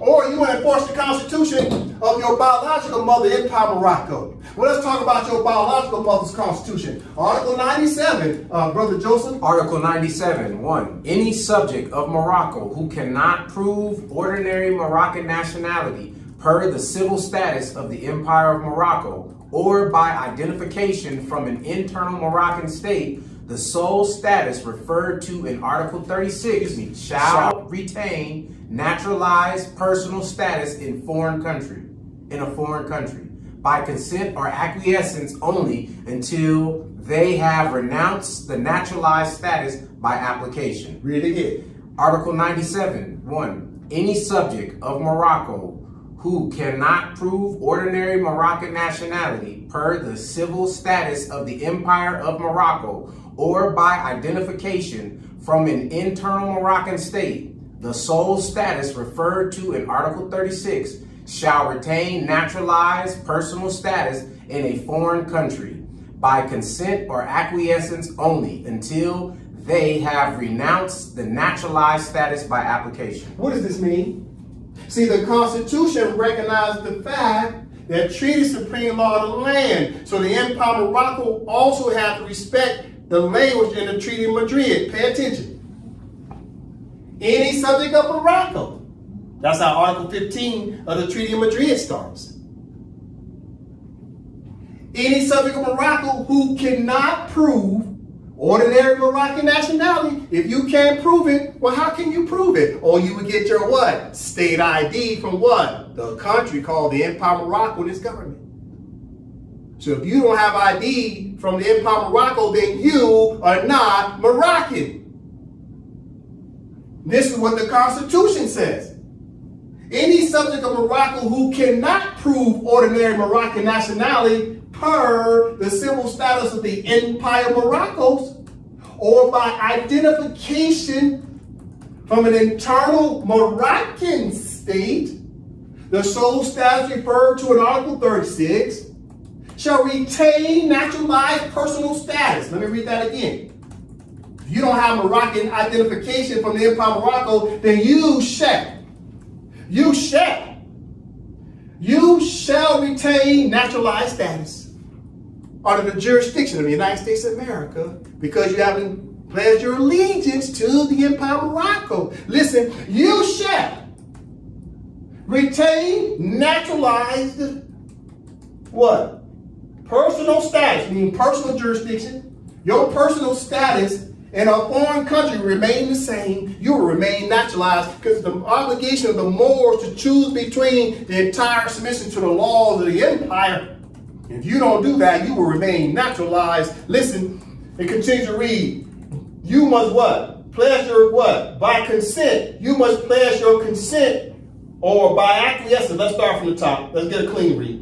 Let's get a clean read. This is important for Moors to understand. Our Empire Morocco Constitution is allowing the United States of America to keep you adopted because the United States of America has a treaty right to keep you adopted because the treaty said it was your responsibility as an individual Moor to return to the Empire of Morocco. Until you do that, the United States of America has a right to hold on to you as an adopted child. So our Constitution is supporting the what? Supreme law of the language of the treaty. We're going to get to it. Be patient.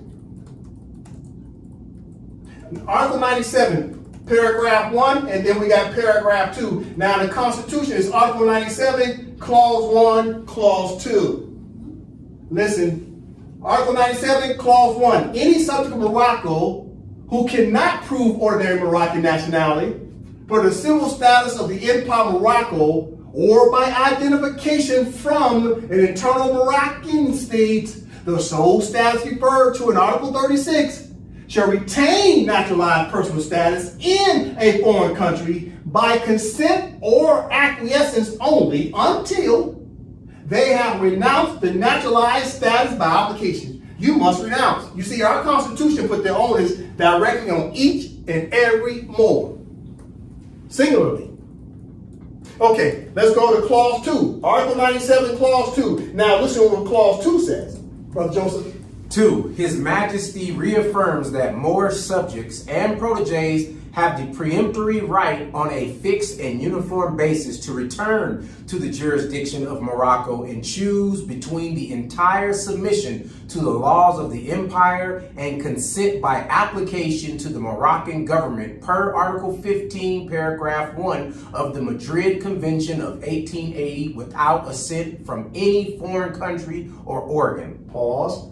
Read it again. 2. His Majesty reaffirms that Moor subjects and proteges have the preemptory right on a fixed and uniform basis to return to the jurisdiction of Morocco and choose between the entire submission to the laws of the empire and consent by application to the Moroccan government per Article 15, paragraph 1 of the Madrid Convention of 1880 without assent from any foreign country or organ. This is what the Empire of Morocco has wrote in the Constitution that gives all Moors an opportunity per their own will and desire to fill out an application according to Article 15, paragraph 1 of the Treaty of Madrid with the hopes that the Empire of Morocco accepts your application to recognize you as Moroccans again. This is written in our Constitution. Listen, Article 97, clause 2. His Majesty who? The Sultan. His Majesty the Sultan reaffirms that the Moorish subjects and proteges have the peremptory right. Then we talk about peremptory. What is peremptory? Peremptory is when you what? Superior in the contract. You can preempt and overrule and supersede someone else's laws.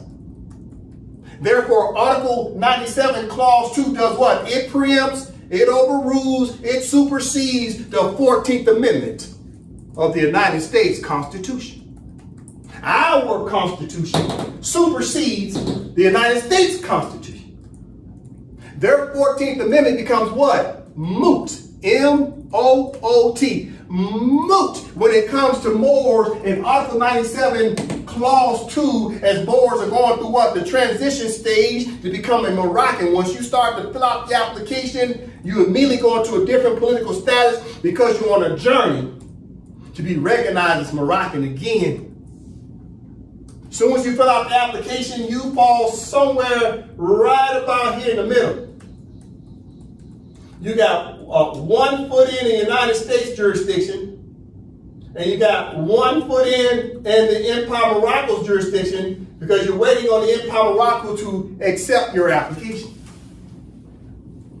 to be Moroccan again. This is what all countries do on planet Earth.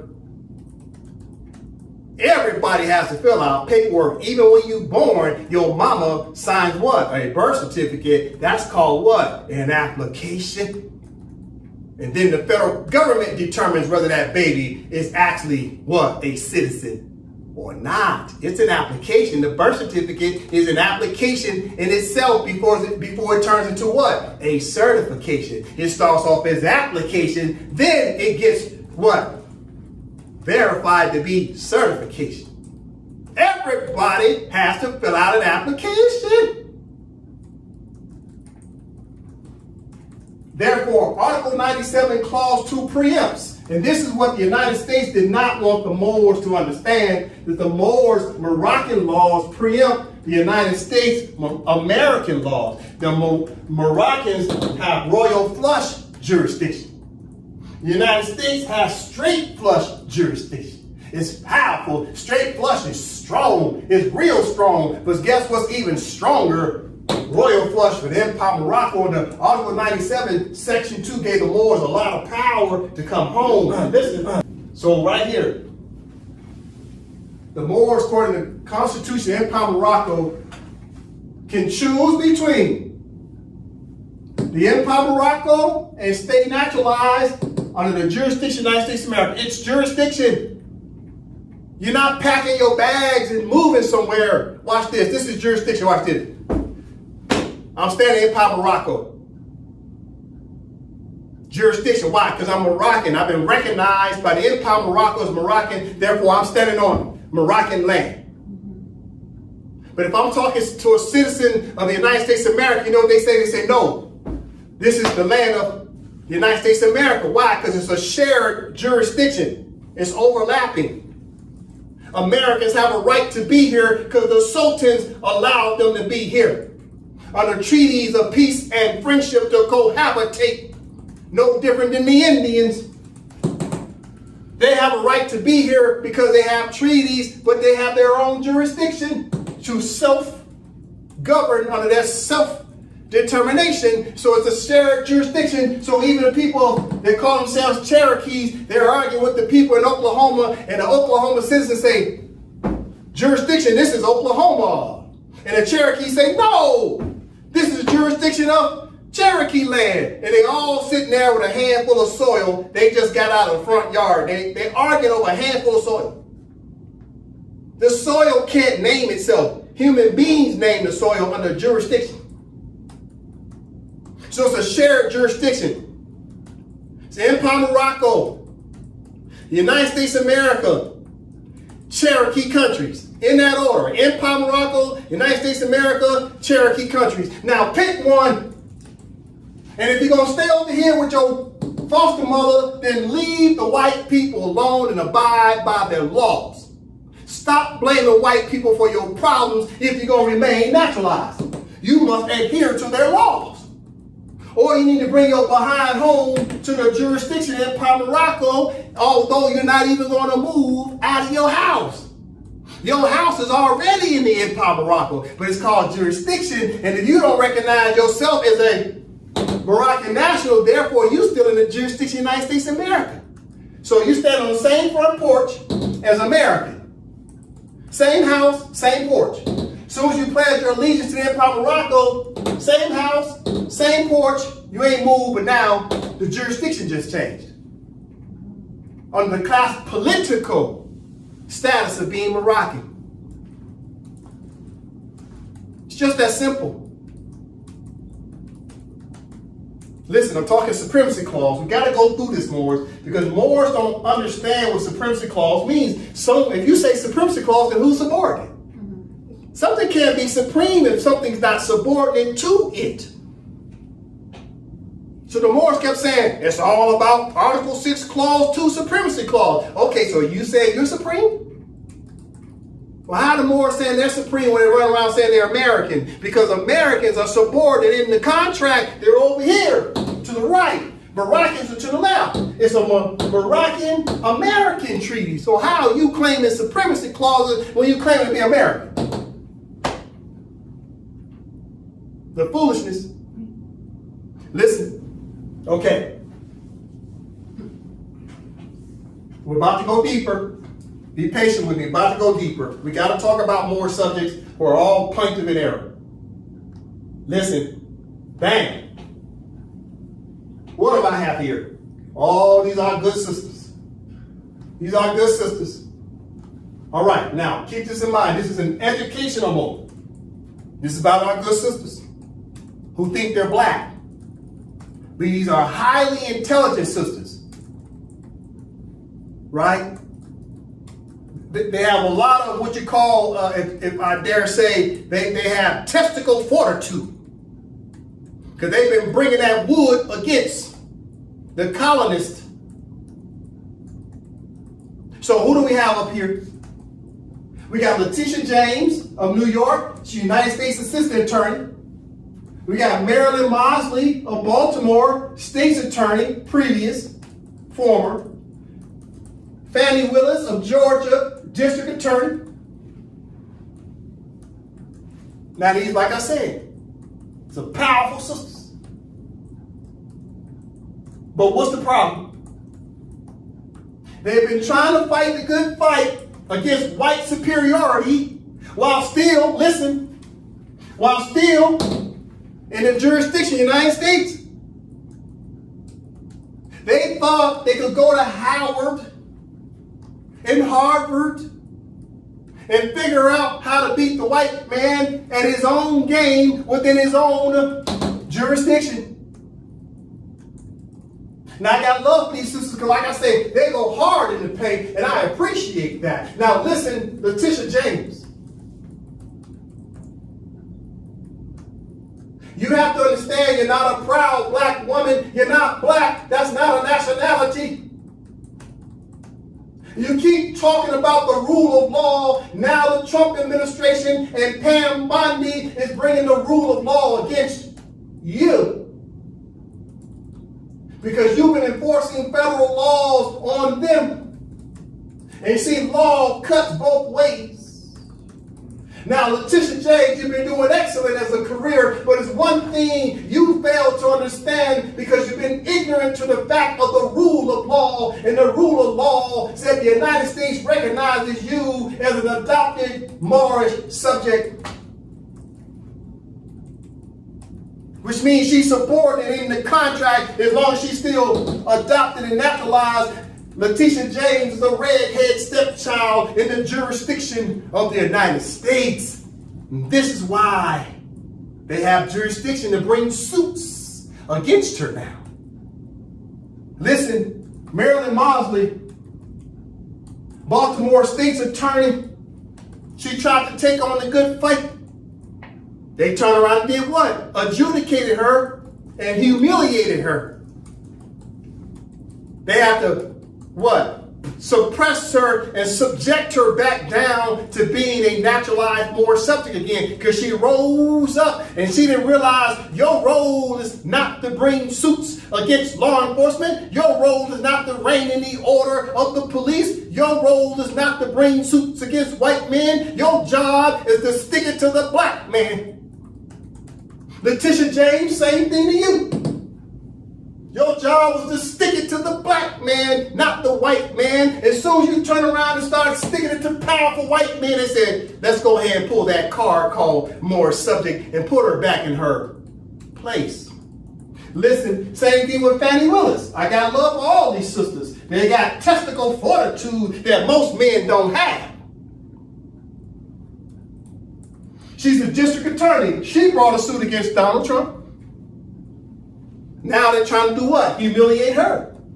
You see, here's the game that the colonists play when you rise up in their jurisdiction and you decide now to turn the tables on powerful white men. There's two things they do to you. If they can't adjudicate, then they humiliate. First, they're going to try to adjudicate. Then, if they can't adjudicate, they just simply humiliate if they can't adjudicate. But if they can get both, heads and tails, they're going to adjudicate and humiliate. That's what they did to Marilyn Mosley. They humiliated her and adjudicated her. They couldn't bring the adjudication against Fannie Willis, so they just humiliated her. Now they're picking on Letitia James. They're trying to humiliate her while simultaneously trying to adjudicate her. And these are all what? Listen, talk to my good sisters here. They don't realize they're what? Naturalized Americans. Letitia James, you keep talking about the rule of law, then tell me what does naturalized American mean there, Letitia James. Since you understand the rule of law, that must mean you must know that you were adopted under the 14th Amendment. You cannot beat the white man in his jurisdiction. You gotta come home, Letitia James. Listen, what's happening? You see, Letitia James, you don't know that you're a Moorish subject. I.e., your original nationality is Moroccan, Letitia James, not black woman, Moroccan, not American, Moroccan. You see that flag behind you, Letitia? That's a surrender flag. That's your foster mother's flag. And you've been trying to use your foster mother's flag against her. And her, what? Her political father, the man in the house was the president of the United States. So that flag, that's your adopted family's flag. You forgot that you were adopted. And now you're trying to bring power against the very people who adopted you. You gotta come home, Letitia. They ain't told you that you're actually Moroccan. You don't know yourself, but you're talking about you know the rule of law, but you don't even know yourself. You gotta come home, my sister. I love you, but you gotta come home and represent the E.O.M. and not the USA. Listen, Marilyn Mosley, they didn't tell you that you were a Moorish subject. That means you're Moroccan, but nobody wants to tell you because you're still Dred Scott. You don't know who your biological mother is. You don't know who your political father is. And this is why they was able to have jurisdiction over you. Fannie Willis, the same thing with you. You are a Moorish subject. You're actually Moroccan, but you don't know that. And this is why they got jurisdiction to try to humiliate you. And all three of you, I'm so proud of all three of you because you rose up through the ranks. But then you got so big, you thought you could bring suits against powerful white men, etc. And you can't do it in their jurisdiction. You got to come back home and pledge your allegiance to the empire of Morocco. This must be understood. You've been lied to. You've been deceived. And you've been out here telling these sisters, these young girls, it's all about black sister power, black magic, black girl power. That's all a lie. You're deceiving these young sisters who want to be just like y'all. And they're on the same path, dealing up with the same destruction that all three of you are dealing with right now. But these little girls are following your footsteps, thinking you guys are so powerful, and you are powerful, but you're in the wrong jurisdiction. You got to come and represent the empire of Morocco. If you think you got power now, you'll have twice as much power when you become Moroccans again. Listen, here's the problem. Letitia James. Here's the problem, Marilyn Mosley. Here's the problem, Fannie Willis. You have to choose between the entire submission to the laws of the empire and get out of the jurisdiction of the United States of America. That's your foster mother's flag. Here's your biological mother's flag. Here's the Sultan of Morocco. He's head of state. Donald Trump is head of the federal corporation called the United States. But you're still naturalized under their jurisdiction, Letitia. You're still naturalized under their jurisdiction, Maryland. You're still naturalized under their jurisdiction, Fanny. You got to choose between entire submission to the laws of empire. We're going to get there. We're going to read the law out loud, Letitia Jane. You like to talk about the rule of law. Let's read the law. We're getting to it. So in the meantime, what's happening? In the meantime, what's happening, Letitia? Let me show you. Let me show you, Letitia, what's happening. Right now, all three of you, 1, 2, 3, are in a subordinate position. Why? Because you're trying to fight under the jurisdiction of the United States. So who got jurisdiction over 1, 2, 3? Three of y'all. Who got jurisdiction today in what? May 2025 is Donald Trump, Pamela Bondi, Stephen Miller, and Kristi Noem. Donald Trump is president, Pamela Bondi, attorney general, Stephen Miller, deputy chief of staff, and Kristi Noem, Homeland Security. All of them got jurisdiction over all three of you because they know something that you don't know. Especially Stephen Miller. Stephen Miller knows all three of you are Moorish subjects. Stephen Miller knows that you are all adopted in the jurisdiction of the United States of America. Stephen Miller knows that he doesn't want you in American politics no more. Why? Because Stephen Miller knows that the Moors are rising up, that the Empire Morocco is emerging as a sovereign and independent state. See, Stephen Miller wants to be what? America to be white men and white women again. He's trying to tell all you Moors, Moor number 1, Moor number 2, Moor number 3, to get the heck out of the politics of the United States. Get out the office. Go home to the Empire Morocco's jurisdiction to represent the Sultan. They're trying to clean house to tell all you Negroes, blacks, and colors to go and pledge your allegiance to Empire Morocco and get out of the politics of the United States. Get out of them chairs. Go represent your mama and your political father. This is what Stephen Miller wants to say, but he ain't gonna say it out loud. Let me tell you something about Stephen Miller, why Stephen Miller ain't gonna say that out loud. Because he knows once Letitia James finds out that she's a Moor, and she gets even more power over here with a royal flush, Letitia James is coming back to deal with Pamela Bondi. Letitia James coming back to deal with Stephen Miller. Letitia James is coming back to deal with Kristi Noem. Letitia James come back to deal with Donald Trump. They don't want her to have any more power than she already got today because she got testicle fortitude. And they think she's strong today. They know she'll be even stronger when she becomes a Moroccan consul general of the Empire Morocco working for the Sultan of Morocco. So Stephen Miller, he wants to put a foot on everybody's neck, while simultaneously, he don't want to treat you like his equal, but if he tell you you're more, you become superior in the contract. So Stephen Miller, well, I challenge Stephen Miller. I challenge you, Stephen Miller, to tell these black people that they're actually Moors. If you want them out of politics, you don't want them to have American jobs, tell them they're Moors. I challenge you, Stephen Miller. Stop running your mouth and tell them the truth. Oh, but you won't tell them the truth, Stephen Miller, will you? You're not going to tell Letitia James she's a Moor. You're not going to tell Marilyn Mosley she's a Moor. You're not going to tell Fannie Willis she's a Moor. You know why? Because they got bigger testicles than you, Stephen Miller. That's why you know they're going to bring suits. The Empire Morocco's strong, and you don't want even stronger sisters working for it. See, you want Letitia James working for you so she continues to adjudicate black men. Oh, but she messed up when she brought suits against the white man. So as long as she was adjudicating the black man, it was okay. But you don't want her back on the Moroccan side because you know what time it is, Stephen Miller. You'll never, ever be able to touch Letitia James again because she'll have qualified immunities working for the Empire Morocco. You'll never touch Marilyn Mosley again because she have qualified immunities from the Empire Morocco. You'll never touch Fannie Willis again because she have qualified immunities from the Empire Morocco. I dare you, Stephen Miller, come out there on that podium and tell these Negro, blacks, and colors that they're actually Moors. I double dare you. You'll never do it because you don't want them to know they're Moors because they're superior in the contract because they got a royal flush over your straight flush every day of the week.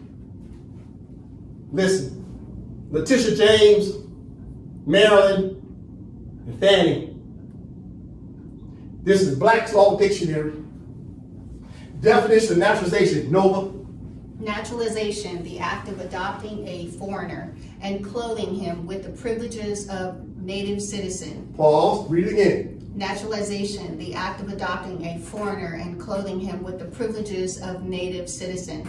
All right, so naturalization, to my good sisters, naturalization means the act of adopting a foreigner. So all the Moors got adopted because we're sharing jurisdiction with the United States of America and Empire Morocco sharing jurisdiction. So Moroccans are foreign to Americans and Americans are foreign to Moroccans, but yet we're sharing the same landmass. So what happened, the United States of America adopted all the Moors to come under the jurisdiction as adopted Americans. That's you, Letitia. That's you, Marilyn. That's you, Fanny. You got adopted as a foreigner, Moroccan, to come under the jurisdiction of the United States of America. You got adopted. 14th Amendment, naturalization. Keep that word in mind. I'm talking to these attorneys. Since y'all like to talk about the rule of law, listen. This is the Treaty of Madrid, 1880. I'm talking to you, Letitia. You love to talk about the rule of law, but you know nothing about international law. You know nothing about treaty law, and treaty law is the supreme law of the land, Letitia. So the Treaty of Madrid of 1880, all right? So the United States of America signed this law, all right? Now, let me show you something, Letitia. You see right here? So the United States already talking about Moroccan nationality. Okay, Letitia, why is the United States pointing out Moroccan nationality? Oh, because this treaty is about the Moors who became what? Naturalized. And now the Moors' nationality is now also what? Obsolete. Well, what does obsolete really mean? It just means that it's moot. Until the Moors do what? The Moors must what? Emerge as Moroccans again. Because the Moroccan nationality has been what? Submerged. That's why they call it subjugation. You've been subject to a foreigner's jurisdiction. Subjugation. You've been subject to a foreigner's jurisdiction, and that foreigner adopted you and changed your nationality to American. Letitia? So now they're saying your nationality is obsolete. But guess what makes your nationality absolute again? It requires your what? Allegiance, Letitia. You must pledge allegiance to the Empire of Morocco's constitution. Maryland, most of you got to pledge allegiance to the Empire of Morocco's constitution. Fannie Willis, you got to pledge your allegiance to the Empire of Morocco's constitution and enforce the Empire of Morocco's constitution in all treaties made. As a supreme law of the land, as what nationality? Moroccan. So yes, Letitia, your Moroccan nationality, Letitia, is what? Obsolete. Marilyn Mosley, your Moroccan nationality is obsolete. Fannie Willis, your Moroccan nationality is what? Obsolete. Taj Tariq Bay, your Moroccan nationality is what? Obsolete. And what? And without effect. And without effect. Now look, Letitia James, you see what they point to in the treaty? Article 15, you see that? Relating to what? Relating to Article 15 has this whole thing about whether you're Moroccan or not.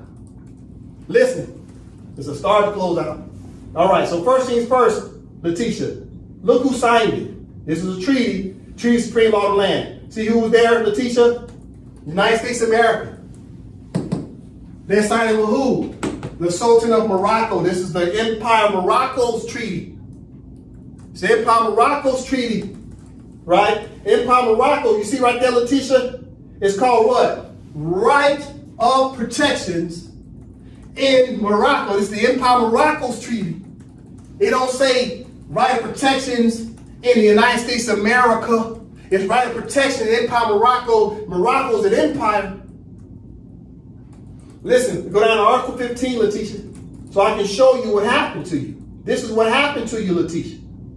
This is what happened to you, Marilyn. This is what happened to you, Fanny. Nova from the top. Right of protection in Morocco, July 3rd of 1880, Article 15. Any subject of Morocco who has been naturalized in a foreign country and who shall return to Morocco shall, after having remained for a length of time equal to that which shall have been regularly necessary for him to obtain such naturalization, choose between entire submission to the laws of the empire and the obligation to quit Morocco, unless it shall be proved that his naturalization in a foreign country was obtained with the consent of the government of Morocco. Foreign naturalization heretofore acquired by subjects of Morocco, according to the rules established by the laws of each country, shall be continued to them as regards all its effects without any restriction. Pause. Okay, Letitia. This is Article 15, paragraph 1, and Article 15, paragraph 2. Article 15, paragraph 1 is about repatriation back to the Empire of Morocco to pledge your allegiance. Article 15, paragraph 2 is about remaining under the jurisdiction of the United States as a naturalized Moor. So look how it reads. This is where the tug of war is. Right here, paragraph 1, decolonization. Paragraph 2, colonization. Either you're going to decolonize or remain naturalized. This is the 1, 2, this is the tug of war right here, Letitia. And right now, Letitia, you come under paragraph 2. Any Moors who pledge their allegiance back to the Empire of Morocco, they're protected under paragraph 1. So what does paragraph 2 say about you, Letitia? Foreign naturalization heretofore acquired by subject of Morocco. Letitia James, you're a subject of Morocco according to the rules established by the laws of each country, such as the United States of America could create laws because they naturalized you. Those laws shall be continued to the United States of America regards all its effects, listen, without any restrictions. So the United States, under their jurisdiction, is bringing suits against our sisters who rising up to the top.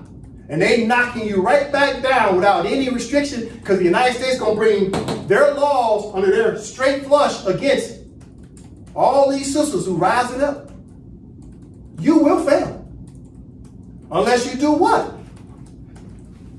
Paragraph 1, Article 15, paragraph 1, it says, any subject of Morocco who have been naturalized, what does naturalized mean? Adopted in a foreign country, such as the United States of America's jurisdiction, shall, Letitia James, you know what shall means, shall return to Morocco. What about Morocco? Jurisdiction. And shall, after having remained for a length of time equal to that which shall have been regularly necessary for him or her to obtain such naturalization, Letitia James, you what? You obtain naturalization in the 14th Amendment. What do you have to do next, Letitia? What do you have to do next, Marilyn? What do you have to do next, Fanny? What do you have to do next, Taj Tariq Bay? You have to choose between the entire submission to the laws of the empire. And what's the laws of the empire?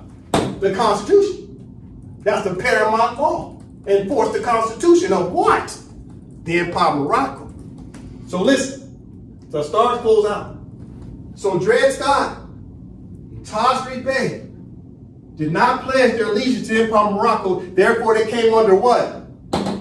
The jurisdiction of the United States without any restrictions. Article 15, paragraph 2. Listen, the stars close out. These good freedom fighters right here, Noble Drew Ali, Dred Scott, Huey P. Newton, Malcolm X, Martin Luther King, Khalid Muhammad. They did not choose between entire submission to the laws of the empire. They tried to fight the good fight in the jurisdiction of the United States. The United States could bring their laws against them again, with what? Without any restriction. They lost. And guess who's next? Guess who's next? You're next, Letitia. You're a freedom fighter. You're going to lose. Marilyn Mosley, you're already lost. Fannie Willis, you've been humiliated, but soon to lose because they'll find something on you too. You want to be freedom fighters, and I respect that. You got bigger testicles than most men. But you will fail until you choose between the entire submission to the laws of the empire and get your swagger back as Moors. Letitia James, you're a Moor, you're not a black woman. Marilyn Mosley, you're a Moor, you're not a black woman. Fannie Willis, you're a Moor, you're not a black woman. This is your problem. You shall lose until you choose between the entire submission to the laws of the empire. I end with that. Islam. Islam. Islam.